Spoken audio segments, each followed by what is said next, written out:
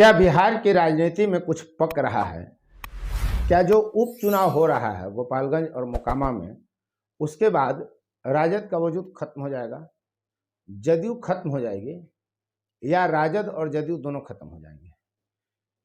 क्या समीकरण बदलेंगे इस उपचुनाव में अगर राजद की जीत होती है, या राजद दोनों सीट हार जाती है, भाजपा दोनों सीट जीत जाती है, तो फिर क्या होगा? जदयू ने अपना नारा न्याय के साथ विकास, बिहार में बहार है, नीतीश कुमार है, सुशासन की सरकार है को तिलांजलि दे दी और उस पार्टी के नारे को अपना लिया जिस पार्टी के खिलाफ नीतीश कुमार ने लंबी लड़ाई लड़ी। हालांकि ये राजनीति है और राजनीति में कुछ भी संभव है। ये नारा लगाने वाले राजनीतिज्ञ क्या कुछ भी करने के लिए स्वतंत्र हैं? और वे कोई भी निर्णय लेने से पहले एक माहौल ऐसा बनाते हैं कि उनके कार्यकर्ता और समर्थक उसके झांसे में आ जाएं, प्रभावित हो जाएं और वो जो निर्णय लें उसका कहीं कोई विरोध नहीं हो। लंबी दूरी तक सोचकर, देखकर, और तभी नेता कोई बयान देता है, कोई चीज छोड़ता है और किसी चीज को अपना लेता है। यह राजनीतिक फितरत है। बिहार पॉलिटिक्स यही है।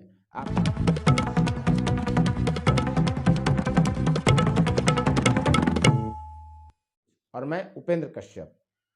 हमने कई सवाल आपके सामने रखा। अब तक आपके जेहन में ये प्रश्न कौन रहे होंगे? सवाल तो जायज बनता है, आवाम का जो होना है वो होगा, लेकिन गोपालगंज और मोकामा में जो उपचुनाव हो रहा है विधानसभा का, यहां जो तस्वीरें दिख रही हैं, बताइए, जो ललन सिंह और अनंत सिंह एक दूसरे के कट्टर दुश्मन थे, दोनों में 36 का रिश्ता हुआ करता था, उनमें अब 63 का रिश्ता हो गया है। दोनों की नाक मुंह एक दूसरे से अब चपकने सटने लगे हैं और बोल वचन भी बदल गए हैं। जदयू ने तो अपनी बोली बानी भी बदल ली और ये संदेश दे दिया कि वो कभी भी राजद के खेमे में ही नहीं, राजद के पाले में नहीं, राजद में विलय कर सकता है। क्या वास्तव में उनका विलय हो जाएगा? हम इन्हीं पहलुओं पर चर्चा करेंगे। समाजवादी पार्टी बिहार में वजूद में नहीं है, लेकिन समाजवादियों की पार्टी वजूद में ही नहीं बल्कि ताकतवर है। और समाजवादियों के बारे में एक बात डंके की चोट पर कही जाती है कि समाजवादी एक दिन साथ नहीं रह सकते और 2 दिन अलग नहीं रह सकते। समाजवादियों की विचारधारा का तो भगवान ही मालिक है। ये कब किस विचारधारा को अंगीकार कर लेंगे, किस विचारधारा को त्याग देंगे और नाम समाजवाद का ही लेंगे। वे ये डंके की चोट पर कहेंगे कि हम समाजवादी हैं, अलग कैसे रहेंगे? और जब एक हो जाएंगे तो डंके की चोट पर फिर कहेंगे कि उसने समाजवाद को तिलांजलि दे दी, उसने समाजवाद का ख्याल नहीं रखा, इसलिए हम उसके साथ नहीं रहेंगे। यह समाजवादियों का चरित्र हो गया है, खासकर बिहार की राजनीति की जब हम चर्चा करते हैं। गोपालगंज और मोकामा में उपचुनाव हो रहा है। इस बीच ललन सिंह चुनाव प्रचार करने किसके लिए गए? अनंत सिंह की पत्नी लीलम सिंह के लिए। वो अनंत सिंह जो फूटी आंख सुहाते नहीं है ललन सिंह को, और ललन सिंह अनंत सिंह को देखना नहीं चाहते थे, आज दोनों गलबहियां कर रहे हैं। क्या दिलचस्प नजारा है। जिस अनंत सिंह के सामने हाथ जोड़कर खड़ा रहते थे सुशासन बाबू, वो नीतीश कुमार अनंत सिंह से दूर चले गए थे और आज फिर उसी अनंत सिंह को अंगीकार कर रहे हैं और हाथ जोड़ने की मुद्रा में खड़े हैं ललन सिंह। 19वां स्थापना दिवस जदयू का होने वाला है शीघ्र ही, और इससे पहले राजनीति ने 360 डिग्री ले ली है।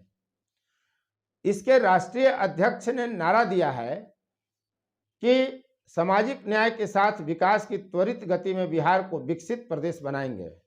आपको पता है, इस एक लाइन के ट्वीट ने जो ललन सिंह ने किया, जदयू को बहुत पीछे छोड़ दिया। जदयू की जो विचारधारा थी न्याय के साथ विकास की, उसकी जो विचारधारा थी, उसकी का जो नारा था बिहार में बहार है, नीतीश कुमार है, सुशासन की सरकार है, उन सबको पीछे कर दिया गया।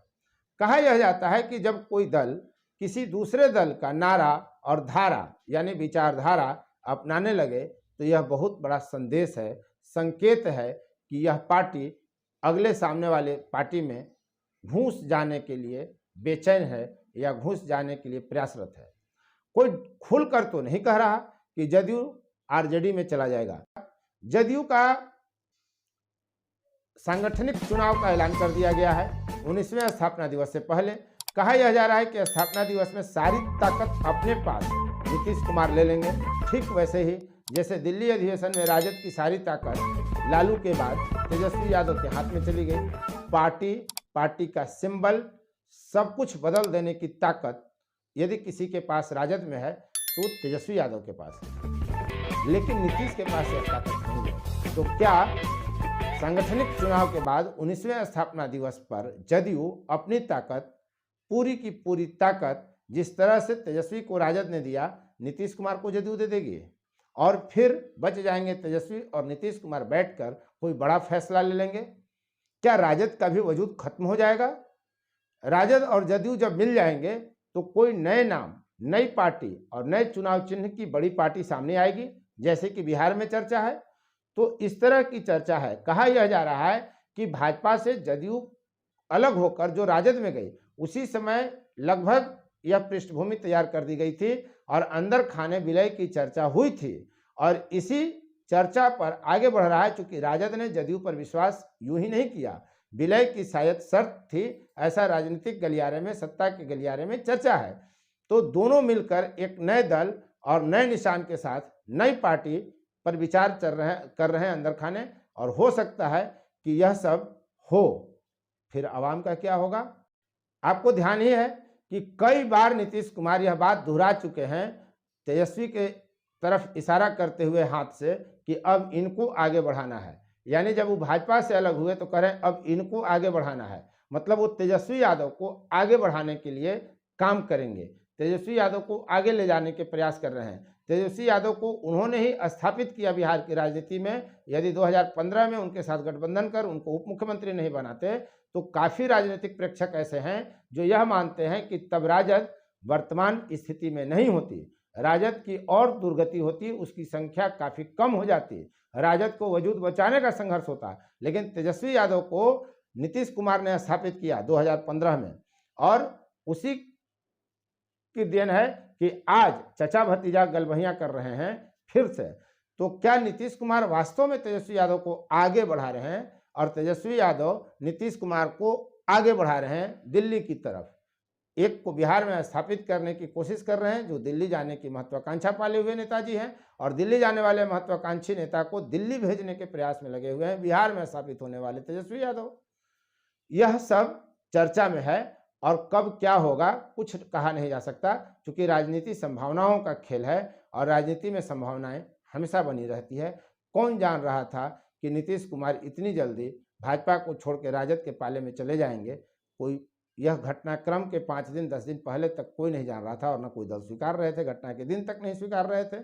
सब कुछ बेहतर बेहतर बता रहे, गोल्डन गोल्डन बता रहे लोग, सब एक दूसरे से पूरी तरह अलग हो गए, एक दूसरे से पूरी तरह साथ हो गए। तो यही राजनीति है। तो सवाल यहाँ पर यह बनता है कि यदि नए दल, नए चुनाव चिन्ह और नए नाम की पार्टी के साथ नीतीश और तेजस्वी आगे बढ़ते हैं तो आवाम का क्या होगा, आवाम पर क्या फर्क पड़ेगा? यह लाख टके का सवाल हम आपके लिए छोड़े जाते हैं। लेकिन न्याय के साथ विकास हो या सामाजिक न्याय के साथ विकास हो, दोनों ही बातें अपनी जगह हैं। जनता को, आवाम को मतलब सिर्फ इससे है कि उनको न्याय मिले, समय पर न्याय मिले, उनका विकास हो, उनके इलाके का विकास हो। बाकी कोई दल इधर से उधर होता रहे, इससे आवाम के सेहत पर बहुत फर्क नहीं पड़ना है। बिहार में अभी राजनीति की चर्चा यही चल रही है। इंतजार करिए कि क्या होता है मोकामा और गोपालगंज सीट का चुनाव परिणाम। अब तक इस वीडियो में बने रहने के लिए आपको बहुत बहुत धन्यवाद।